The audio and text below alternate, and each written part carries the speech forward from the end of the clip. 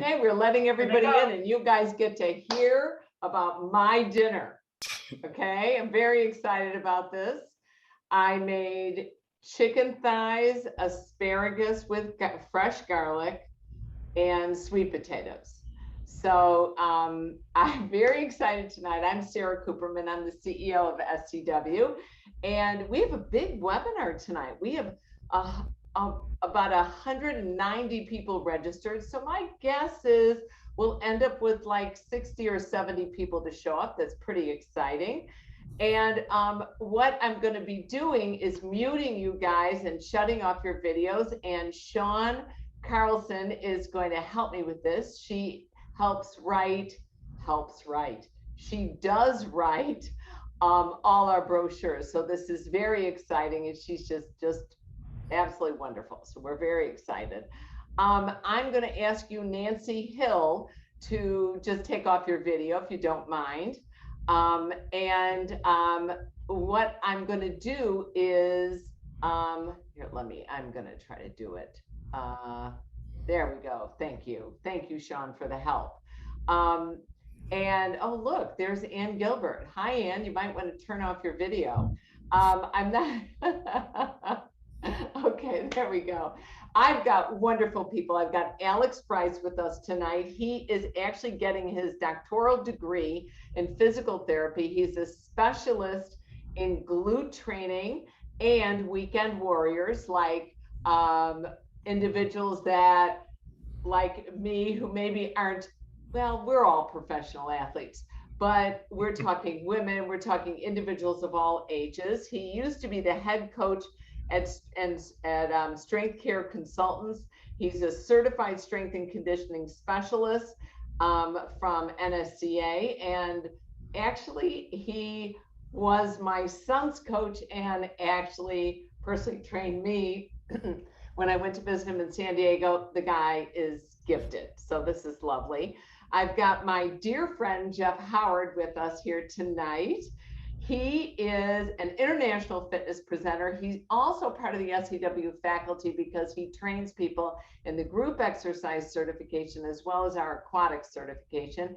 He is an entrepreneur as well and launched Jeff Howard's Athletes Club, which is a streaming channel as well as Jeff Howard's Fitness. So he opened his own club during the pandemic. So we're not quite sure what an intelligent entrepreneur he is, but it's very successful. And he needed to do it because he couldn't go back to his club.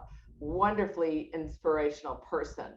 And then we have Keli Roberts, who's been recognized as IDEA Instructor of the Year, the best female presenter, and she's also in the National Fitness Hall of Fame.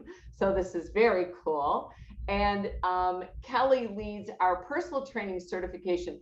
She is one of the best writers that I have read. She is writing for us right now, personal training for the active ager.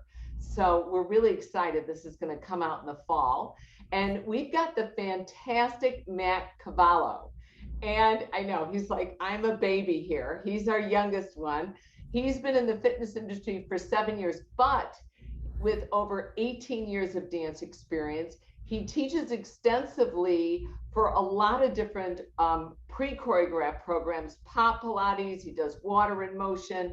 I think you've also done Pound, right, Mac? I have, yes. Yes, he's been featured on videos, and he certainly has opinions, right, about influencers. And you know what? I wasn't going to start with you, Mac, but I'm starting with you because I think what you had to say was very valuable before we took the screen on. And just in case you guys don't know, it's called Bodyweight Booty, no buts about it. We're going to be talking about the different positions you can do, staple moves, perfectly designed sequences, the way we should eat, function and shape of one of the biggest muscles in the body, which frankly is probably one of my biggest muscles in the body. But we were talking about influencers, and you said some really very salient things about influencers that are out there that maybe aren't fitness pros. Absolutely. So what I always say to people is that when they first come to me in my group exercise classes, they'll do exercises. They've been telling me, like, oh, I've done this exercise before with this trainer, and I follow these people on social media. And to each their own. I always say that you can follow whoever you want to follow. And if you idolize someone, if they started you on a fitness journey, then that's awesome. But I also want people to remember that not every fitness influencer that you see on social media is a fitness professional. They are not mutually exclusive. A fitness professional actually went through physical intensive training to get to where they need to be. And I know I'm young, I've only been doing this for a very short period of time. But the biggest lesson that I've ever learned from people like Sara Kooperman and all of the other presenters that have been doing this for as long as I've been alive is that you need to stay, number one, true to yourself. And number two is that not everything you see is reality. So you may see some fitness influencer that you may love on Instagram, YouTube, TikTok, Instagram Reels. It does not matter. They are not, most of the time, it is probably, they're not fitness professionals. They have sloppy form and technique. And what's also most important is that sometimes it is not reality. They can warp their photos. They can alter their appearance on Photoshop. So you may see someone with a really nice round derriere and you think, that's goals. I want a derriere like this person. But you don't know what they actually look like in real life.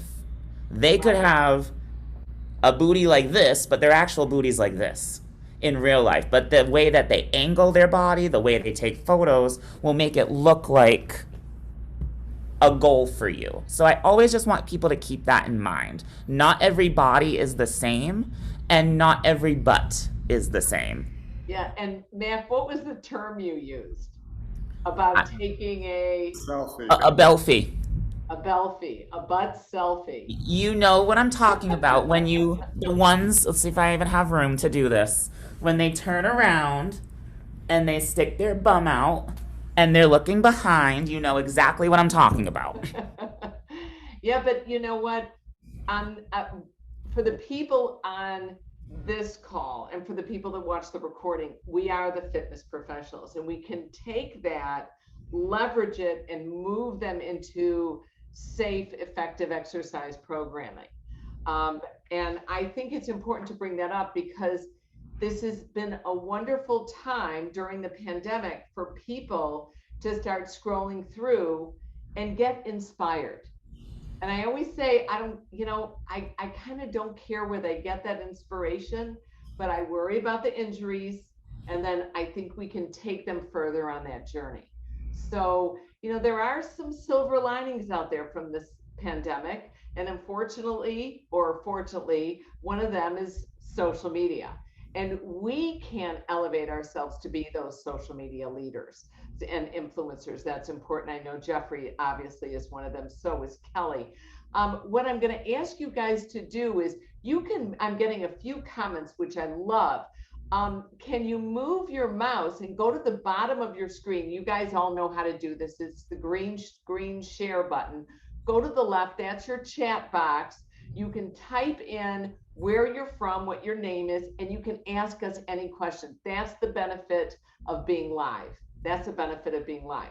So now, Alex, just to kind of, I think it's interesting about what role does nutrition play in building and strengthening, and it's, of course, the question is the glute muscle, but we know it's in general the muscles.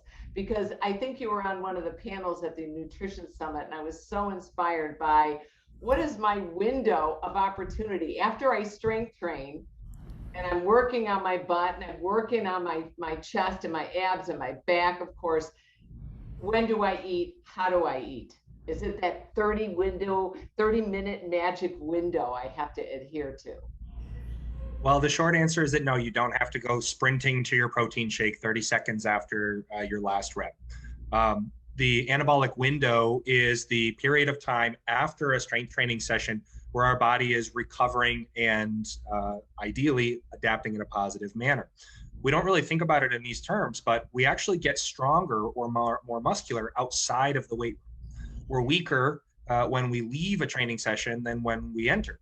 And so fueling our bodies appropriately, both pre and post exercise, is extremely important. But we have a lot of wiggle room there. We have a large margin for error where muscle protein synthesis rates, which is a proxy that we can use for anabolism or our body building, in this case, building muscle, those rates are upregulated for 48 hours after a strength training session before returning to baseline. So we have a lot of time there, where as long as you are fueling and consuming protein, as well as just calories and carbohydrates in general, we're going to be doing a decent job. A rule of thumb that I provide for my clients is, yeah, you might as well get in a protein shake within a half hour after your training session, so that a lot of times just so that you don't forget, and typically a full meal within 3 hours afterwards. But a number of studies have examined intra, so even eating mid-workout or post, in terms of gaining muscle mass or strength, and the results, the differences are negligible. As long as you are consuming appropriate calories and protein throughout the day and throughout the week and month and year, that's what's far more important than the composition of any one particular meal. Jeff. I have a question for Alex. Okay. Alex, for $200. No. So a lot of our clients are females though, and they want to have a firmer glute, but they don't really necessarily want it to be much bigger. And so we always deal with in our rooms, of course, people that are like, I don't want to get any bigger. I want to be lean, lean, lean. But still, they still need to feed the nutrition, correct, Alex? Absolutely, yes. One of the nice parts about our body is that recomposition is possible. If we eat at caloric maintenance, but consume high protein diets with resistance training included, we can swap muscle for fat without the weight on the scale changing. That's a much slower process than if you were actually in a calorie surplus and looking to gain weight at the same time. But if that's not one of your goals, then you can absolutely accomplish that. And the big key there is protein. I will make the generalization that many of my female clients are not consuming enough protein on a regular basis. And that's a huge emphasis of mine with anyone that I work with. Many people are shocked to learn how much protein someone would be consuming. In general, a decent rule of thumb is to try to get around 1 gram per pound body weight per day. And so for myself personally, I weigh 275 pounds. So I need almost 300 grams of protein per day. And many of my female clients are at 50 or less, and they're shocked when they hear that. And give me an example here. A normal, like a medium-sized chicken breast. Mm-hmm. How much protein is in a medium-sized chicken breast? A rough estimate would be somewhere between 20 to 30 grams, depending on the exact size. Typically, a serving size of chicken is, I believe, around 6 ounces, around the size of your palm. And typically there, it's going to be anywhere from 20 to 25. 20 to 25. So you're going to need to eat 10 chicken breasts a day. Yes, it takes a lot of effort. Yeah, I can imagine. And eggs, how much protein is in a normal egg? Typically 6 to 7 grams of protein per egg. 6 to 7 grams. That's very interesting. I actually had a very similar conversation with someone about this. And I usually get a snack in the afternoon. And it used to be my little cheat.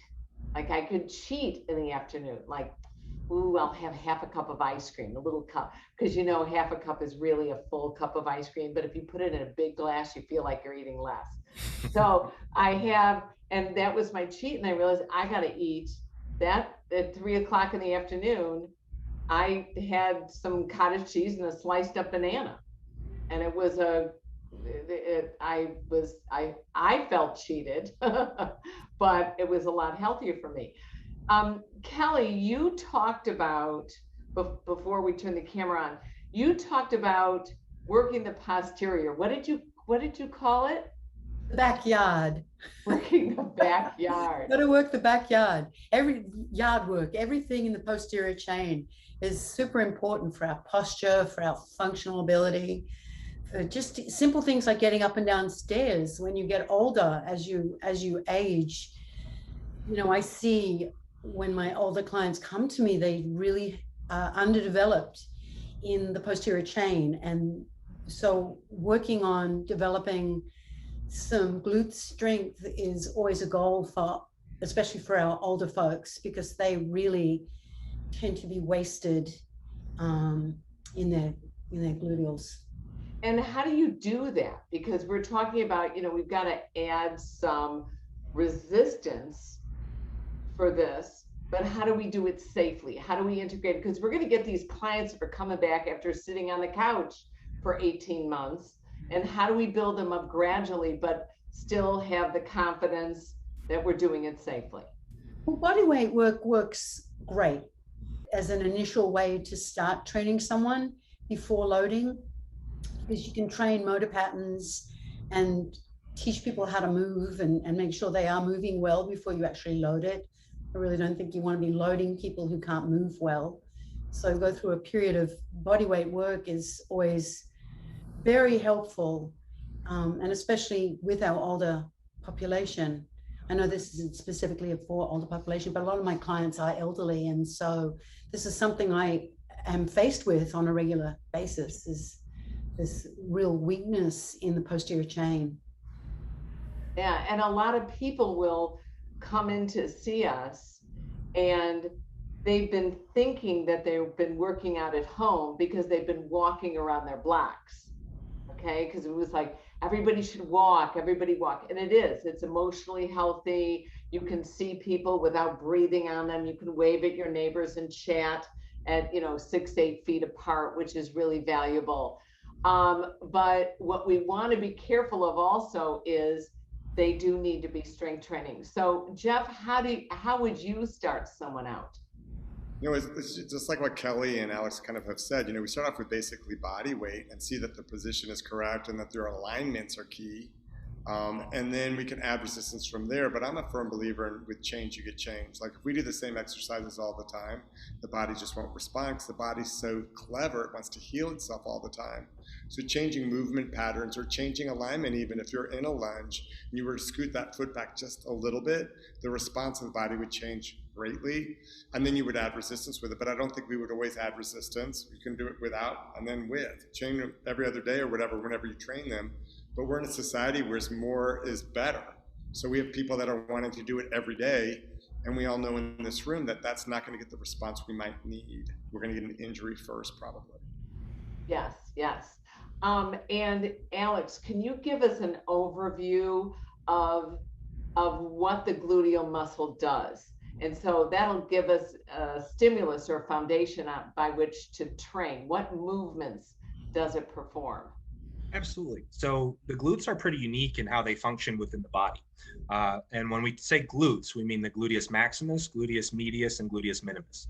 Now the minimus is deep underneath the max and medius. And really all it does is assist those larger muscle groups and provide a little bit of joint centration and stability to the hip. So we can really just consider the glute max and the glute medius. And they're multi-pennate muscles, meaning they have many attachment points and lines of pull at the hip and can perform many different functions. So we need a variety of exercises for full and total glute development. And that would be true whether you're looking for improving strength, performance, athleticism, or aesthetics. I always look to improve strength and performance in any of my clients, but there's also nothing wrong with wanting to look better in a bikini. Right? We only have one body, and it's totally okay to want to like how it looks. So the main functions that we're looking to examine here are hip extension. So when you're standing up out of a chair, that's the action that your hips perform, right? We're extending the hips and coming up to an upright position. Abduction, or moving the leg away from the midline of the body. That's one of the main roles of the glute medius and the upper subdivision of the glute max. It has two major subdivisions, as well as external rotation, or rotating the hip away from the midline. There's also a role of a posterior pelvic tilt, or tucking the pelvis, which is sort of the ending position of hip extension, as well as even internal rotation or perhaps adduction. But those are much more minor functions, where really if we're looking at hip extension, sometimes with posterior pelvic tilting, abduction and external rotation to move the leg away from the midline of the body. Those are the main categories that we really need to make sure that we're addressing. All right, now I know, Kelly, you kind of stood up and kind of volunteered to show us, but do you mind doing it? I love this. Thank you. She's the only one who's not wearing shorts or a skirt. I won't tell you who's wearing the skirt here, but it is me. Okay. Extension,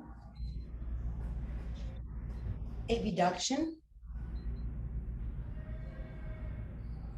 abduction, external rotation of the hip, reduction, and hip extension, and posterior pelvic tilt. Thank you. You're hired. And she looks good. That's the best thing about everybody. The rest of us are all wearing shorts and look ridiculous. But thank you for doing that. And it's also very important to train the glutes as an entirety, because a lot of times if we don't focus on the full range of motion of the hips, of the gluteals, the areas of the body that end up taking up the slack, as I unfortunately have come to realize, are your knees and your lower back. Because if you don't have that rotation, if you don't have the strength, you end up it falls into different places. And for me, my lack of mobility in some of my rotations, because I'm a big skier, it went right to my knees, and my meniscus tears, my ACL, I'm using a hinge joint. I'm using a hinge joint instead of my ball and socket joint that rotates. So we need to think about the hip and the gluteals, not just as this pretty thing. Okay, what was it called again, Mac? What, the Belfie? The Belfie. It's not just for the good looks here, but it's also for function of the body.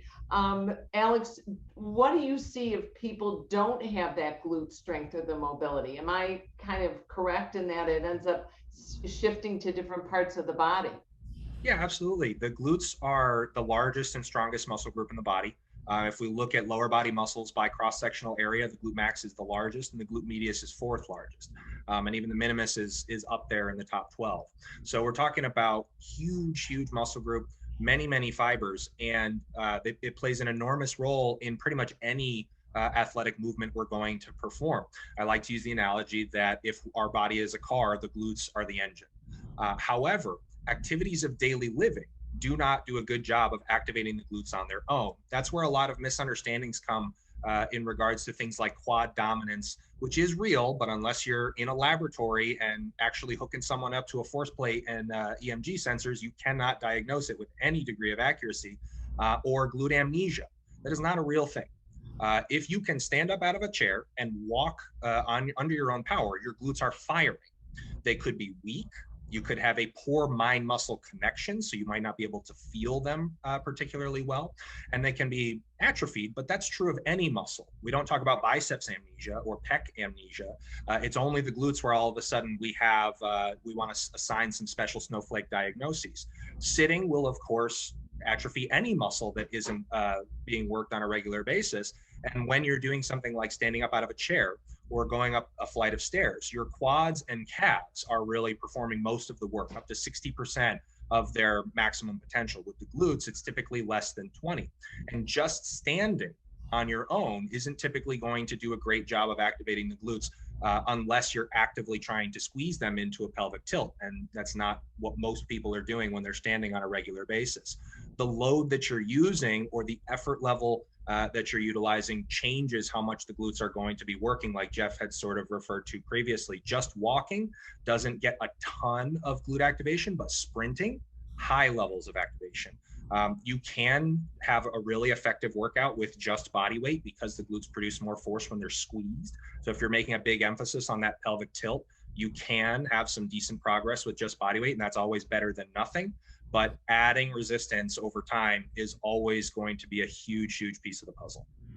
And what resistance do you recommend? And it might depend on which muscle groups or which muscle you're trying to hypertrophy at the time. But are you talking some of the hip bands? I know you love weights, kettle weights. What are some of the different equipment that you recommend? So every piece of equipment is awesome, right? It's just a means to an end. We're just using a certain type of equipment to add external load to the body. every single one of them is a tool. And rather than argue about which tool is superior, we want to have the biggest toolbox possible so we can select the right tool for the job. A term that I love is if all you have is a hammer, everything looks like a nail, right? Bands are great, cables are great, free weights are great. They're all awesome. Machines, everything. You know, in our gym, we have all of it. We have as many toys as we possibly can to then work backwards and fit exercises and machines or equipment to someone's body or their current activity level or their current strength level, not the other way around. So free weights are, of course, where I want everybody to get to. You know, performing things like barbell squats, barbell hip thrusts, deadlifts, etc., are absolutely where I'm trying to get every single client to at first or eventually. But we don't just walk in the gym and go from 0 experience to 300 pounds. That's where most people get injured. Technique actually has far less to do with injury than most people think. We need to remove some of that stigma. If all of a sudden we go from A+ to A- movement, your knee isn't going to explode. Most of the issues with injury come down to load management and doing things that are not intelligent from a rate of progress standpoint. And that's true whether someone is 20 years old or 90 years old. How fast I may progress them is going to change, but those basic rules do not change. And most of the silly injuries that you see online are for someone trying to jump 500 pounds when it isn't a good idea. Now, of course, technique matters, and it matters a lot, but some small deviation is not all of a sudden going to lead to things falling off of you. So where we start is what's safe and then slowly progress from there. Body weight is a great place to start. I love bands. The hip circle is great because it allows abduction. Sometimes that can be hard to train in traditional strength training movements. But if we have a hip circle like you just demonstrated, driving the knees apart or abducting is inherently going to help increase glute activation, particularly the glute medius, where many people are weak.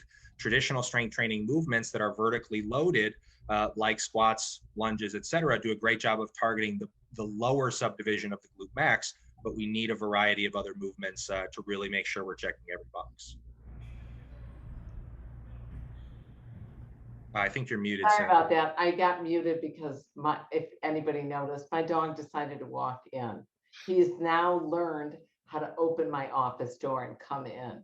I think he's smarter than I have 4 boys. I think he's smarter than the 3rd child. It's frightening. Okay, so Jeffrey, how do you use a hip circle? Do you use tubing? Do you use hand weights? And how do you manage it in a group exercise setting when you have all these different levels of people? That's a great question. I do a lot of personal training and I do a lot of group X. And for me, I love, like Alex just said, and Kelly, I think we've all kind of hit on Mac that we all are like doing different things with it. I just use what I have in my studio, whether it even be a body bar to use as a support so they can get further into a movement where they feel stable, and then maybe taking it and using it as added resistance. We use a lot of loops, like you just showed them. We use a lot of those. We use gliders. We use just kind of whatever we have, but I break up my classes to have it be based on the piece of equipment, and it's called that. But then I love to do own body weight, and I'm going to do another class. I'm just designing another class that's called heavy, and it's just going to be lifting heavy because we're getting away from doing that, especially in a group format. And we all know in this call how important heavy is. And people are afraid of heavy weights. They're still from the Pure Bar mentality, which is nothing wrong with that about light hand weights. But for what we need to break down, we've got to change it up. So I use whatever I have, but I like to do it like if I teach Monday, Tuesday, Wednesday, whatever, I'm never going to use the same piece of equipment again during that week. It'll be set only on Monday or whatever, so people can get a variety. And Mac, how are you integrating glute work into your group X programs? Because I know that's your specialty is group exercise and the dance.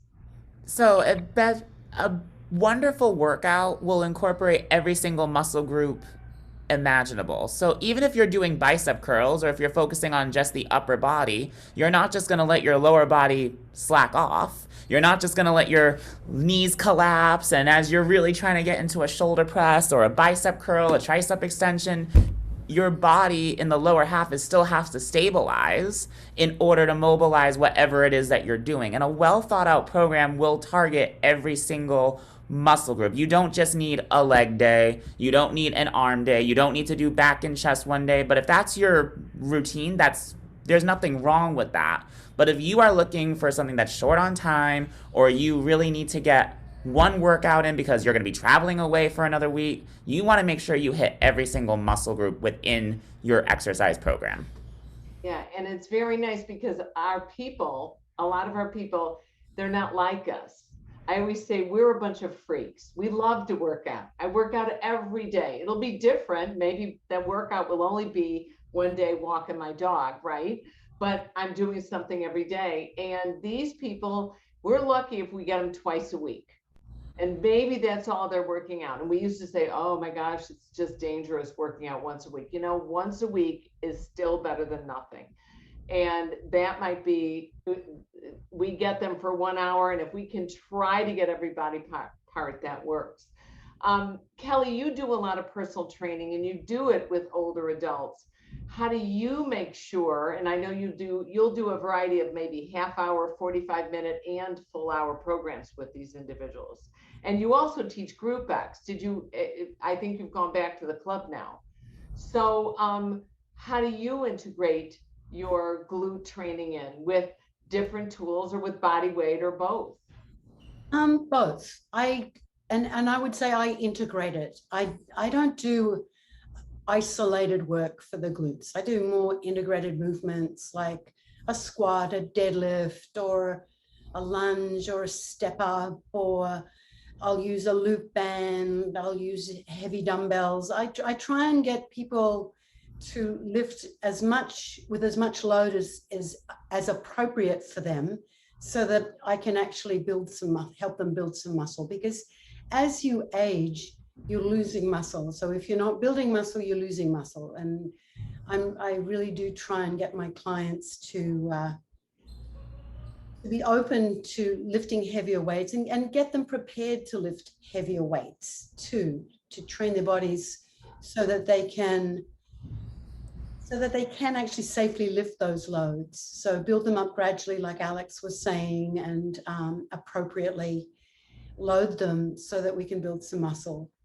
And this is interesting. We got to ask a question by Joanne, asking for a friend. So Joanne, we know you're not 68 years old. Asking for a friend, can a 68-year-old female even hope to build glute muscles to the point where the shape of the backside is enhanced? Now, Alex answered and said, yes, it's never too late. Keli, can you elaborate on that? I know you've had some great positive results with some of your clients. I absolutely agree with Alex, saying it is never too late to start with a strength training program. You will see tremendous strength gains, especially if someone's starting from a very low level. You'll see really fast gains initially, and then as they start to build more and more strength, you see the gains kind of slow down a little bit, but you can make some great changes to your physical body at any age. I've got a 96-year-old client who is highly functional. Yeah, and you can give them even more function, and that's what's exciting. Alex, we've all heard muscle knows no age. Can you elaborate on that?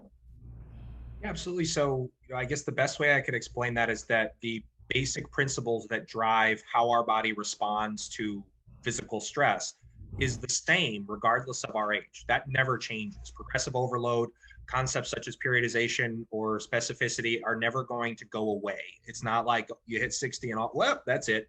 Our body's going to respond to external load regardless of how old we are. Now, of course, the earlier you start, the better.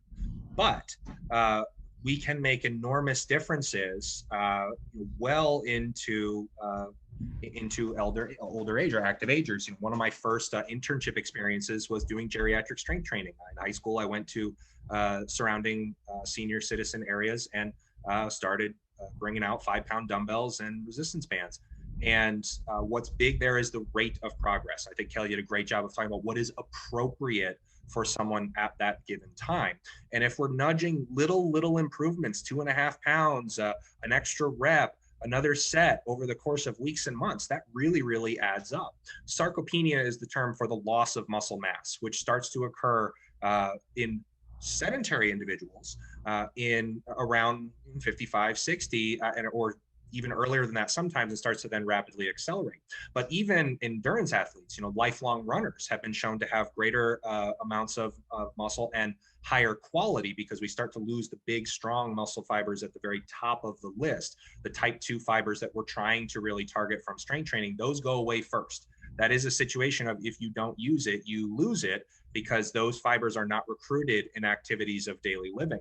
But elderly or active agers who do strength train on a regular basis have muscle quality of someone half their age. I'm blanking on her name right now, but I have some references to her and some other presentations that I've done. I believe her first name is Norma. She had never strength trained before, ever. She lives in Chicago.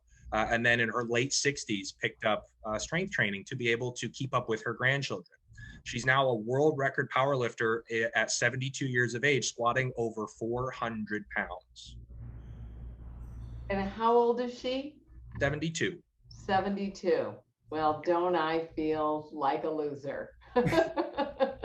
But we were talking also before we turned the camera, and I said, now when I strength train, it used to be like in 48 hours, I was ready, 2 days later. I'd strength train on a Monday, I'd do something else on a Tuesday, I could go back on Wednesday. And sometimes if I work pretty hard on a Monday, I feel like it takes me a little bit longer to repair. Like I'm not in this 2-day swing, I'm almost in the 3-day swing. Do you think that's because I'm just a little bit more sore, Alex, or maybe I haven't been as consistent as I need to be? Or does this tend to happen with active agers? I'm an active ager, I'm 62 now. It's like sticks in your throat, but it's a little scary, It is. And to pretend that someone who is 75 years old can train the same way as someone who is 25, that simply isn't accurate, no matter how much experience they have in strength training or any type of physical activity.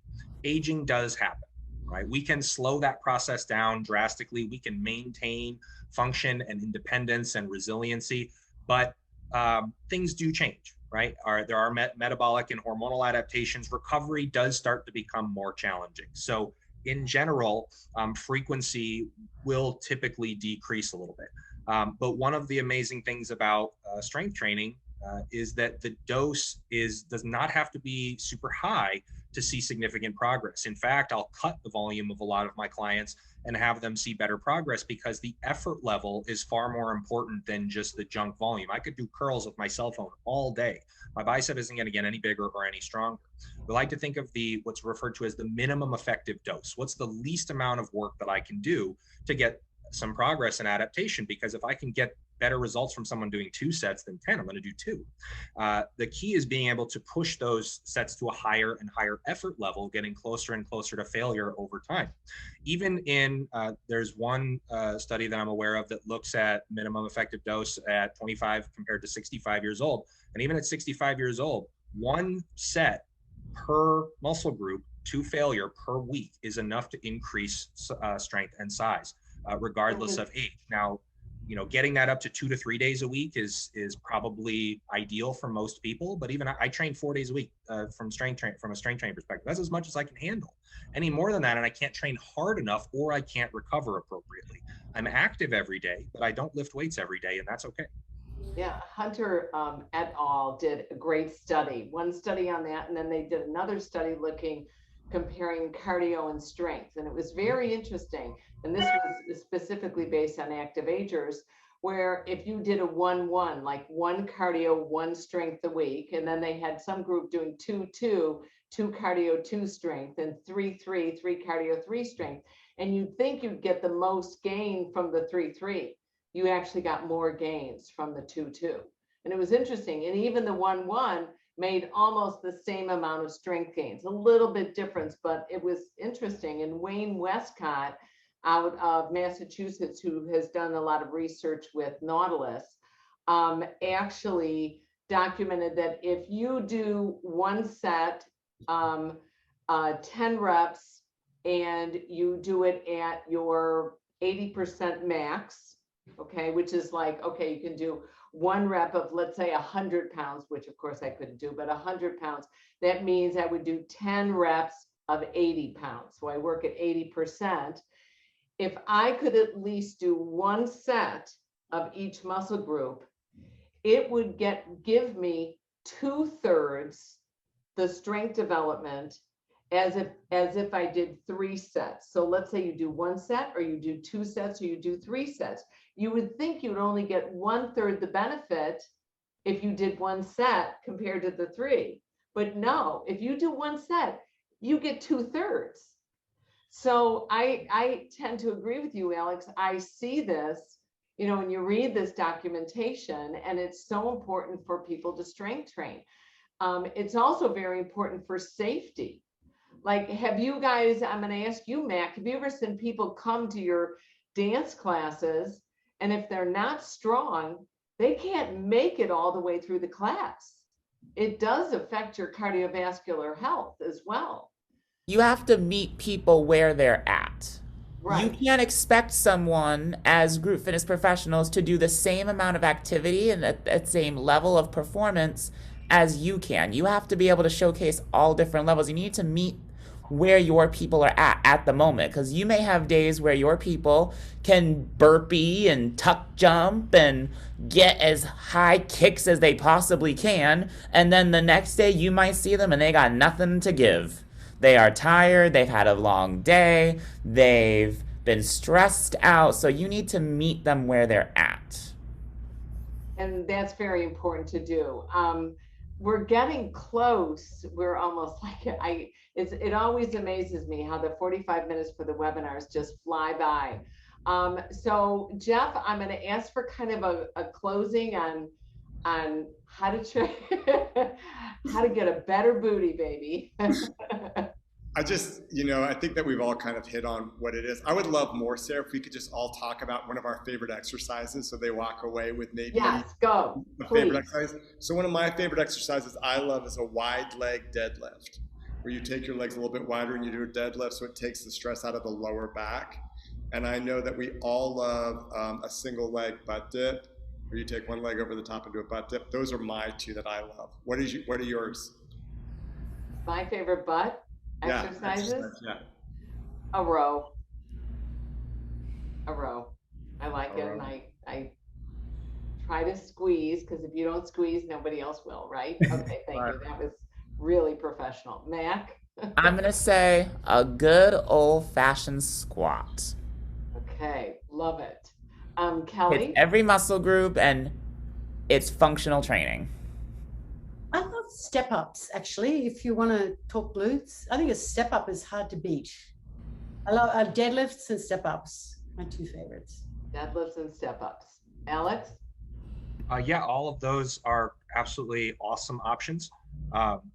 Most people at this point, I'd like to think, know that those big compound categories from which we're talking about there, squat, lunge, if you want to include step ups within there, or hinging exercises, deadlifts, swings, etc., are all great options. And there are some people who are genetically blessed enough to get full glute development simply from those movements. But if we were going to say where are most people missing, if glute development is really a goal of theirs, then the biggest one that we could recommend would be horizontally loaded hip thrusts. Because we're training the glutes and we have peak tension at end range hip extension where the glutes are really squeezed. So we need vertically loaded, like squats, deadlifts, lunges. And again, step ups are an awesome option. But we also need horizontally loaded movements, and even something like kickbacks or reverse hypers would be a great option as well. They're considered, they have a little bit of a stigma around them, but they are fantastic for recruiting all of the fibers of the glute med and max. And then adding in abduction-based movements, whether it's a loop, a seated hip abduction machine. If we're also including movements where you're actively moving your legs away from the midline of the body, one of the nice parts about squatting, focusing on driving the knees out, or like Jeff's example of a wider stance deadlift, is you're baking some of that into compound movements, and that's awesome. But again, if we really are looking for total development, adding in just a little bit of that isolation towards the end of a session can be very helpful as well. Very good. Very useful. Well, thank you guys for joining me. This is fantastic. As always, I love to end by showing what's coming up next. We've got a fantastic Active Aging Summit that's going to be here in July with these wonderful, wonderful presenters. And I always like to make sure that we watch videos.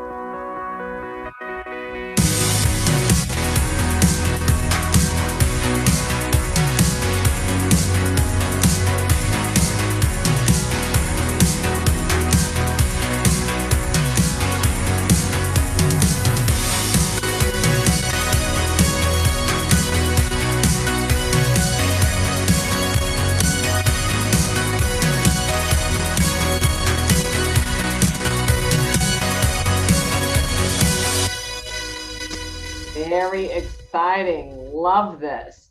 And then I've got like one of my favorite videos I'm going to show you guys. I am so excited. Guess what? Wake up to the world you've been missing. Time to jump out of bed in the morning. No dead, no alive, now we're living. Can you feel it in the air that you're breathing? Time to show 'em what you're made of. Let's get back on track. Are you ready for a come on? Welcome back. Welcome back. Welcome back. Are you ready now? You're lifting off the ground. Welcome back. No coming down. Can you feel it all around?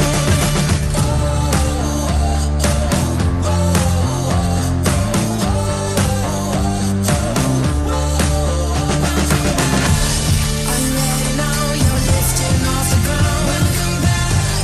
No coming down. Can you feel it all around? Welcome back. Are you ready now? You're lifting off the ground. Welcome back. No coming down. Can you feel it all around? Welcome back.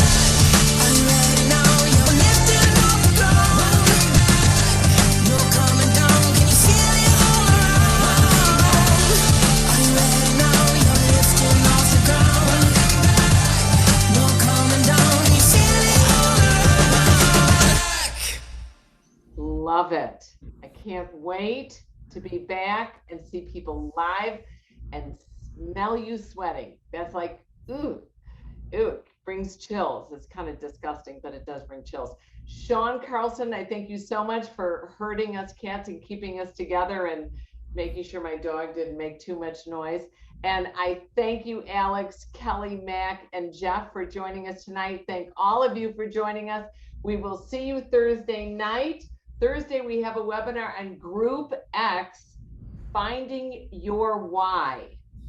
Finding your why, finding your way, figuring it out. What's next? All right, guys, you take care. Have a wonderful evening. Thanks again for joining us.